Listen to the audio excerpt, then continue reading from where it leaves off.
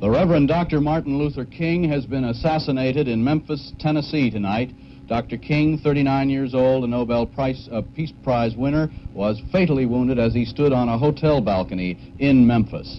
There are conflicting reports on where that shot came from, but ABC's Tom Gerald said that it sounded like an explosion. It knocked Dr. King off his feet, and it was directed to the jaw area of his face. The National Guard in Tennessee has been mobilized. The FBI has been called into the case.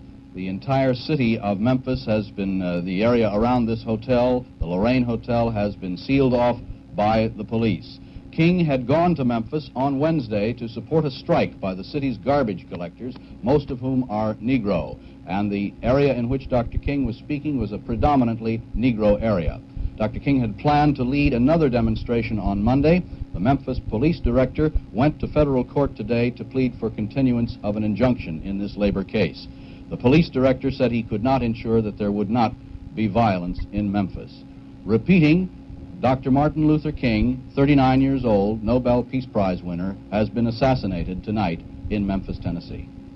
I'm Keith McBee in Washington. Our cameras are outside the west wing of the White House, where in a moment or so, President Johnson will lead the nation in distress and, in many cases, grief over the death of Dr. Martin Luther King, Jr., shot to death tonight at the age of 39 in Memphis, Tennessee, the scene of his latest civil rights demonstration. It is with grim irony that Dr. King should die at this moment when there is an apparent break in the Vietnam War.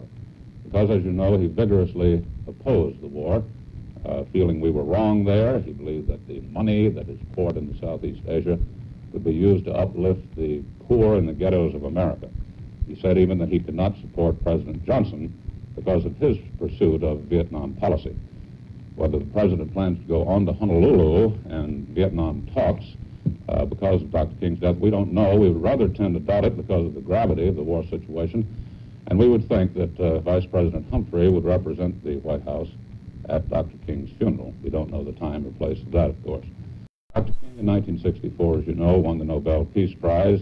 He was one of the leaders of the massive march on Washington, the March for Jobs and Freedom, and he was to have led a march for the poor here, along with demonstrations, peaceful demonstrations, he hoped, this spring. Hard to believe when you say Dr. Martin Luther King that he was once an obscure Baptist minister in the Deep South, a minor civil rights figure, and then becoming the head of the Southern Christian Leadership Conference.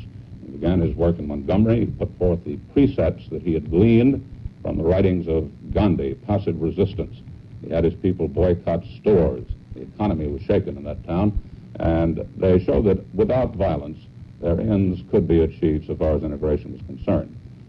And Dr. King kept campaigning, kept plugging against what he considered to be massive injustice against the American Negro. At all times, though, he emphasized that his sympathy and his helping hand was always with the poor white of this country as well. There are few details, but there more are coming on exactly what happened tonight. He was standing outside on the balcony of a hotel in Memphis. There was a shot. He was hit in the neck, we believe. He didn't say a word. He didn't move, according to the Reverend Andrew Young, who is executive vice president of the Southern Christian Leadership Conference. Immediately after the shooting, Dr. King was rushed to St. Joseph's Hospital in Memphis, where he was declared dead a short time later. The chief of police there, Chief Lux, said that Martin Luther King is dead. Police armed with rifles have blocked the front entrance to the hospital to hold back the crowd, which gathered very quickly there. As you know, there was a violent demonstration. Dr. King at the head of it, but not meaning it to be violent, 2 weeks ago. That march by Dr. King erupted Thursday into violence in which one person was killed. Another march had been planned, and again, Dr. King had refused to call off, although he had delayed, his civil rights march for the poor here in Washington. National Guard troops at this hour have been rushed to Memphis to quell last week's riot. They were pulled out Wednesday night. We don't know from Governor Buford Ellington if the Guard will have to be returned. The governor has been alerted that King was shot. He was conferring with Memphis authorities and state officials. No decision was announced immediately on whether the Guard would go back.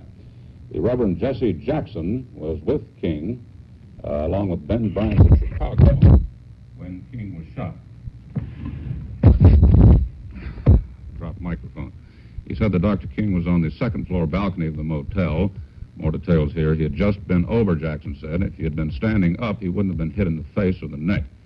And King had just told Branch, "My man, be sure to sing Blessed Lord tonight and sing it well," referring to the civil rights rally scheduled for tonight. A shot then rang out, and the Reverend Mr. Jackson says, "I knocked Dr. King down. When I turned around, I saw police coming everywhere. They said, 'Where did it come from?' And I said, 'Behind you.' The police were coming from where the shot came." Also with the King party was the Reverend Samuel Kiles of Memphis. Kiles said the shot came from the bill on the other side of the street. And Brooks said, "When I looked up, the police and the sheriff's deputies were running all around. The bullet exploded in his face. It didn't knock him off his face. Apparently, later information says it hit him in the neck." Dr. King returned to Memphis Wednesday to try and prove he could lead a massive march, even after it had erupted into violence. He was at the head of the march last Thursday, as you know, that erupted into violence, leaving one dead. His critics immediately stepped up attacks on his planned Poor People's Campaign here in Washington. After that, they claimed he could not keep the massive demonstration from turning into violence. As you know, we're still waiting for President Johnson to come out of the West Wing of the White House and express his grief, we're sure, at the death of Martin Luther King. King's aides on the Washington march said he had to lead another demonstration here and to keep it nonviolent, and Dr. King believed he could to prove them wrong. That march with 6,000 persons, many of them labor leaders and union men, was planned for Monday. King had vowed to defy a court order injunction banning the march if he could get the judge to lift it. Dr. King died in the same emergency room where James Meredith was rushed in June of 1965 after he was shot down in ambush a few miles south of Memphis at Hernando, Mississippi. Dr. King is the first civil rights leader slain since the killing of Medgar Evers. Meredith was not seriously injured in that incident. I believe that Medgar Evers was killed, yes, in 1962. Tonight, outside the emergency room of St. Joseph's Hospital, a Negro woman clasped her hands to her face and sobbed and ran away after she heard the news. Mayor Henry Loeb, who had clapped on the curfew after last week's riots and then lifted it earlier this week for the protection of all citizens, he said, "We're putting the curfew back in effect. All movement is restricted except for health or emergency reasons." ABC's Tom Jarrell reports from Memphis. The police were given orders to shoot out street lights so they wouldn't be targets this evening. Sounds like an ugly situation might be developing in Memphis. Chief Holloman there said every resource of the Memphis Police Department, the Shelby County Sheriff's Department, the Tennessee Highway Patrol is committed and dedicated to identify and apprehend the person or persons responsible. We do know that police cars racing through Memphis tonight did pursue a late model automobile with several white men in it. Solomon Jones, Jr., King's driver, said he was standing on the street and before he strolled out on the second floor balcony, and he then saw what happened. Further information, I hope. Governor Ellington, again saying the state is taking necessary steps to prevent disorder. This is a quotation from the governor. "For the second time in recent days, I most earnestly ask the people of Memphis and Shelby County to remain calm. I do so again tonight in the face of this most regrettable incident," end quote. And he says again, every possible action is being taken to apprehend the person or persons responsible for committing this act. Later word from the White House, this President Johnson has arranged Thursday night to deliver a statement on the death of the Reverend Martin Luther King. This will be on nationwide radio television from the doorway of the West Wing of the White House. The President apparently has been delayed. We will be back when and if he appears at the White House. This is Keith McBee in Washington.